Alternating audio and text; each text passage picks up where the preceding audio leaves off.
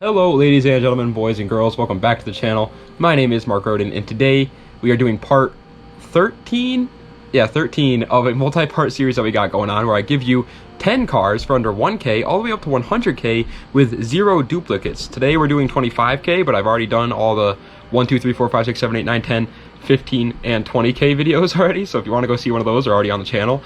Next video is going to be 50K and then 100K to finish it off, and we'll be back to just uploading the normal budget car videos like of a certain thing. But anyway guys, today is 25K. If you want to support the channel any more than you already are, head on over to www.smoothstance.com/shop to pick yourself up a hat, shirt, or shorts. And with all that out of the way, let's get right into the video. Alright, so coming in at the number 10 spot is actually a car that doesn't really make much sense for like a normal person to buy, but it's a Toyota AE86. This little freaking absolute pocket rocket came with an incredible 1.6 liter inline 4 making 121 horsepower going to the rear wheels. And if you want to tune that motor to make more power, you absolutely can. The motor is called the 4AGE and it just absolutely eats up power like it's going out of style. But I will admit that they are incredibly overpriced for a car that's really honestly only used in drifting nowadays. Like if you think about it, drift cars are supposed to be cheap and you can break them and not have to worry about it, and this car is not one of those cars. If you break your Toyota AE86 and you need to buy a new one, it's gonna hurt you. Next up in the number 9 spot is going to be the Kia K5, a relatively new car on the market. Actually, I think they're still just like making them, so they are still new cars that people just absolutely sleep on like they're a freaking mattress. Nobody talks about these cars, and it kind of blows me away. I get it, you know, it's a Kia, but it's pretty cool. All right, it comes with a 1.6 liter turbocharged inline 4 making 180 horsepower going to the front wheels. And now these Kias, at least the new ones, are getting cool for sure, but I think they're getting a lot more hype than they actually deserve. A lot of people are being like, dude, Kias are like the next thing. They're cool, they're just not quite there yet. Only 180 horsepower is really not that much at the end of the day, and for a car with very little aftermarket support and a kind of weak engine, it doesn't add up to the rest of the cars under 25K. I will say though, they are obviously a very good daily driver because they're a brand new car, and so obviously they're going to be a pretty good daily driver. Number 8 is going to be the wonderful Audi RS4 B7. We always talk about the S4s on this channel and the A4s, but we never get to talk about the RS4s because they're the next step up from the S4, and the S4 itself is already very good, so you know that this one is just absolutely freaking mind-boggling. All right, it comes with a 4.2 liter V8 making a nice 414 horsepower going to all the wheels. And not only is it all-wheel drive, but it's Audi's Quattro all-wheel drive system, so you know it's just gonna freaking slap. Now this thing does make some insane power, and it is insanely tunable too. The motor, Audi V8 engines, pretty good for making power, but they're just sadly very unreliable. This is in no way a daily driver, but it absolutely can be a fun weekend car to go to like a car show with or something. But if you're looking at it for a daily driver, probably not the best choice. Next up is going to be a freaking Mercedes in disguise. It's the wonderful Infiniti Q60. In case you don't know, the Infiniti Q cars are pretty much just the next G car generation. So the Q60 is just a coupe of the Q50, but a lot more money. It comes with the exact same engine as the Q50. It's a 3 liter turbocharged V6 making 300 horsepower exactly, and it can be either rear wheel drive or all wheel drive depending on your taste and if you live in the winter areas. Sucks up here, and now that motor is actually pretty damn good for tuning as well, so if you want something that people don't commonly tune, this could be a very good choice. They also are all about like luxury, so the inside of these just looks fantastic really. That's why I said it's a Mercedes in disguise at the beginning of the video, but it's just checks all the boxes really. I can't wait for these cars to be like super cheap and I can pick one up. Number 6 is going to be the Toyota Chaser JZX 100. This car is kind of like the AE86 that we just talked about earlier in the sense that it doesn't make much sense to buy this car from a normal person's standpoint, but in the Japanese world, these are just top tier. They're just so much cooler than anything else. And that's because it comes with a 2.5 liter turbocharged inline 6 making 276 horsepower, or so they say, going to the rear wheels. And that motor is called the 1JZ GTE pal, which is very similar to the 2JZ GTE in terms of power potential. So if you want something to make absolutely a massive amounts of power from Japan in the 90s but don't have Mark IV super money, get its four-door brother, the Chaser. It also makes for obviously a really good drift car. Almost everybody drifts their Chasers whenever they buy them. You can drift it, you probably will drift it, but you don't have to drift it. Number 5, we are halfway done with the video, and it's going to be the Maserati Gran Turismo. No, it's not just a video game, buddy. This pretty baller Maserati can still be found under 25k, and it is probably the most bougie car on this list. It is freaking fancy. It also is pretty fast. It comes with a 4.7 liter V8, making a huge 454 horsepower, and it was rear-wheel drive or all-wheel drive, son. That's a pretty good combo. Now, the car is pretty heavy, so it doesn't mean it's as insanely fast as you think, but it has some pep in its step for sure. And plus, if you buy this Maserati, you're really not buying it for the speed. You're probably buying it for the insane comfort that it has.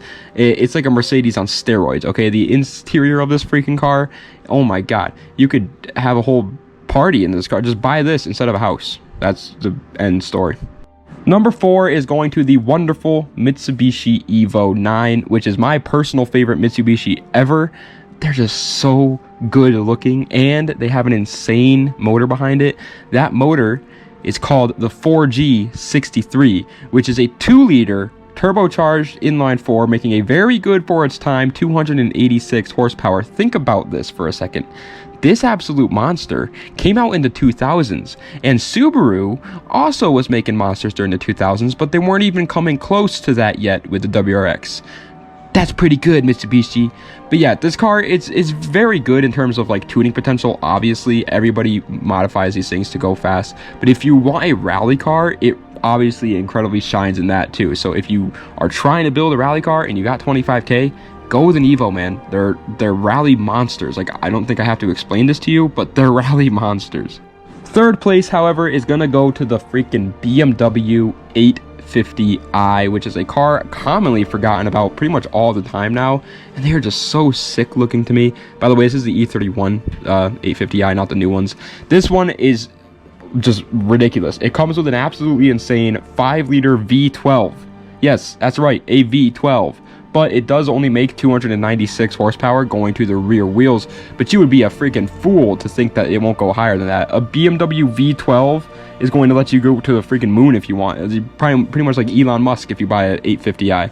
Now, this motor may only last like 3 business days after you buy the car because it's a BMW V12. So definitely don't try using this as a daily driver. It'll probably make you very sad. But if you want something that's like very fun, very luxurious, very classic, and it's definitely going to rise in price, an 850i, baby. Second place, silver medal, it is going to go to the Chevy Camaro SS 6th generation, which is the newest generation, and yes, you can find it already under 25k because muscle cars depreciate pretty damn hard, man. This absolute monster of a muscle car comes with a 6.2 liter V8 making 422 horsepower, and it was rear wheel drive, and they just look oh so good as well. Like, sure, they aren't the fastest in terms of the muscle cars out right now. I think the Hellcat is obviously faster than this one, and then you can get the ZL1 1LE, the GT500, but they hold their own for sure. All right, that motor is also an LT1, by the way, which can make for some insane power if you just slap a couple bolt-ons on the puppy. Like, they just eat power up. It's a GM product motor. Almost every GM product motor can just make ridiculous amounts of power. Honorable mention time, pal, and it is going to the Fiat 124 Spider, which does not get enough praise at all, to be honest with you. This car is pretty much an Italian Miata, and nobody seems to care. It kind of makes me mad. They come with a 1.4 liter turbocharged inline-4, making only 160 horsepower, which I think is the reason I didn't put it in the actual list. But at the same time, you have to remember that this car is very light, so that power is going to go a long way. That's why I called it the Italian Miata. Plus, if you do just some like simple mods, you can easily get this thing to be faster. First place for today, though, if you watch this channel a lot, you knew that this car was going to be on one of these lists. It is the Mazda RX-7 FD. I want to take a minute to tell everybody that I don't think this is actually the best car that you can get under $25,000. It's not, but it is my personal favorite car of all time, and so it would be just rude of me to not put it as number 1. They're just that cool to me, all right, buddy? They come with a 1.3 liter twin turbo 13B rotary engine that makes it actually very good for its time, 255 horsepower to the rear wheels, and that motor is incredibly unreliable. Once again, this is not a car to daily drive, but one to enjoy, because this thing handles like an absolute dream, all right? You can go around tracks and beat like new Ferraris with this thing. Probably not, but if you mod it a little bit, probably. It makes some of the best sounds too, and in my opinion, it looks better than literally every car on the road ever. That's just my opinion though, obviously. But obviously, if you don't like the RX-7 as much as I do, then I don't think it's first place. I would recommend getting the Chevy SS Camaro there. But the FD RX-7, man, so cool. But ladies and gentlemen, that is the end of today's video. I hope you enjoyed. If you did, please be sure to like, comment, and subscribe to the channel for more. If you like this channel, stay. If this is like your first time watching the channel and you don't care about me, then you can go now. The video's done. But I was thinking, guys, I want to buy another project car, and this time do it better. The 350Z was cool, but I really didn't let you guys like watch the build at all. It was like very like I would do like one video a month on it, and so I really messed that up. And I love the 350Z, and I'm probably not going to get rid of it.